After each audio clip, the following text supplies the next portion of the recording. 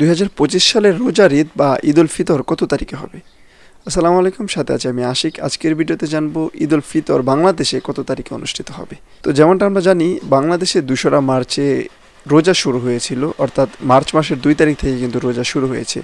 ইতিমধ্যেই 6টি রোজা কিন্তু বাংলাদেশে শেষ হয়েছে আমি যখন এই ভিডিওটি বানাচ্ছি। তো রোজা শুরুর পূর্বে সৌদি আরবের জ্যোতির্বিদ্যা বোর্ডের সদস্য ও রয়্যাল কোডের উপদেষ্টা শেখ আবদুল্লাহ জানিয়েছিল এই বছর রোজা হতে চলেছে 29টি।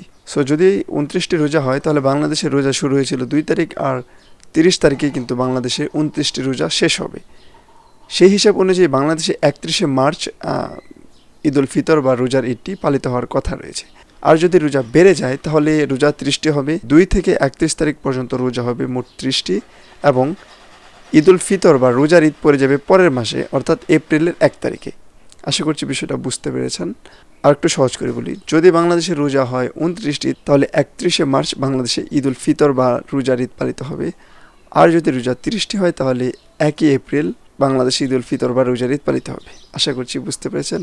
ভিডিওটি ভালো লাগলে অবশ্যই চ্যানেলটি সাবস্ক্রাইব করে সাথেই থাকবেন। আসসালামু আলাইকুম।